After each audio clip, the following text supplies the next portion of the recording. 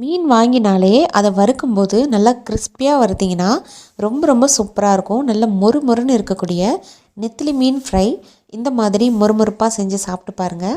குழந்தைங்க கூட மிச்சம் வைக்க மாட்டாங்க. Hello friends, welcome to Janas recipes. இப்போ வாங்க ஃப்ரெண்ட்ஸ், இந்த நெத்திலி மீன் ஃப்ரை சில்லி எப்படி பண்ணுறதுன்னு பார்க்கலாம். இதுக்கு நான் இன்றைக்கி ஒரு 1/2 கிலோ அளவுக்கு நெத்திலி மீனை நல்லா கழுவிட்டு இந்த மாதிரி சுத்தப்படுத்தி வச்சுருக்கேன். இப்போது இதை எடுத்து வச்சுக்கலாம். இதுக்கு ஒரு சின்ன ஒரு சிம்பிளான டேஸ்டான ஒரு மசாலா நம்ம ரெடி பண்ண போகிறோம்.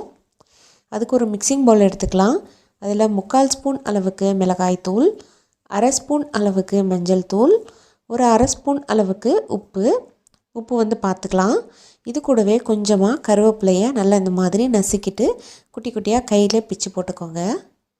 இது சின்ன மீன்கிறனால ரொம்ப மசாலா தேவைப்படாது. இது கூடவே ஒரு 1/2 ஸ்பூன் அளவுக்கு நல்லா வீட்டில் இருக்கக்கூடிய ஆயில் ஏதாச்சும் சேர்த்துக்கலாம். இப்போ அதை நல்லா கைகளில் வச்சு நல்லா பிசைஞ்சு விட்டுக்கோங்க. கொஞ்சமாக, அதாவது 1 ஸ்பூனோ அல்லது 1.5 ஸ்பூனோ தண்ணி ஊற்றி நல்லா இதை கெட்டியாக கரைச்சிக்கலாம். இந்த மசாலா ரொம்ப சிம்பிளாக இருக்கும், ஆனால் டேஸ்ட்டு பிரமாதமாக இருக்கும்.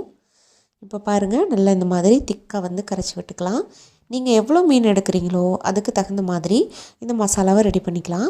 நான் கொஞ்சம் கம்மியான அமௌண்ட்டு செய்கிறதுனால இவ்வளோ மசாலா எனக்கு போதும். இப்போது நம்ம ரெடி பண்ணி வச்சுருக்க, க்ளீன் பண்ணி வச்சுருக்கோம் பாருங்கள் நெத்திலி மீன், அதை இதில் சேர்த்துட்டு நல்லா மிக்ஸ் பண்ணி எடுத்துக்கலாங்க. கைகளில் வச்சு நல்லா புரட்டி விடுங்க. ரொம்ப அழுத்தம் கொடுத்துடாதீங்க, அந்த மீன் பிஞ்சு போயிடும். அதனால் சிம்பிளாக லைட்டாக அதில் டச் பண்ணி மசாஜ் பண்ணுற மாதிரி பண்ணிக்கோங்க. இப்போ நல்லா இந்த மாதிரி உதுத்து விட்டாச்சு. மசாலா எல்லாமே ஈவனாக ஸ்ப்ரெட் ஆகிடுச்சு. ஒரு 10 நிமிஷத்துலேருந்து 1/2 மணி நேரம் ஊற வச்சுக்கோங்க. இப்போ ஒரு 1/2 மணி நேரம் வச்சுருந்தேன். அதுக்கப்புறமா இதை பொரிக்க ஆரம்பிச்சிடலாம்.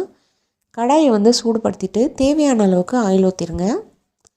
ஆயில் நல்லா சூடாகணும். ரொம்ப சூடு கம்மியாக இருந்துச்சுன்னா உங்களுக்கு போட்டோன்னே கரைஞ்சிரும்.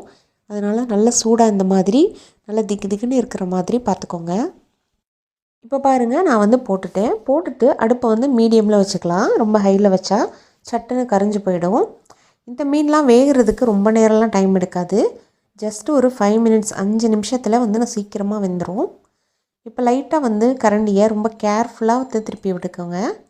ஏன்னு சொன்னால் ரொம்ப உடஞ்சி போகிறதுக்கு சான்ஸ் இருக்குது. இப்போது 2 பக்கமும் நல்லா திருப்பி விட்டு வேக விட்டுக்கலாம். ஒரு 5 நிமிஷத்துலேயே சூப்பராக வந்துருச்சு பாருங்கள். நல்லா மொறுன்னு இருக்குது. மீன் எதுவுமே பிஞ்சு போகவே இல்லை, முழு பீஸாக இருக்குது பாருங்கள். நல்லா கிறிஸ்பியாக தெரியுது பார்க்கும்போது. இதை ஆயிலாக இருக்கிறதுனால ஒரு டிஷ்யூ பேப்பரில் இந்த மாதிரி போட்டுக்கலாம்.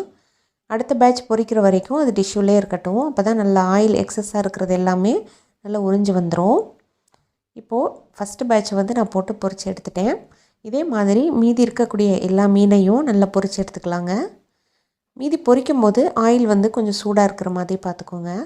ஏன்னு சொன்னால் ஆயில் அடுத்த டெம்பரேச்சர் குறைஞ்சிரும்.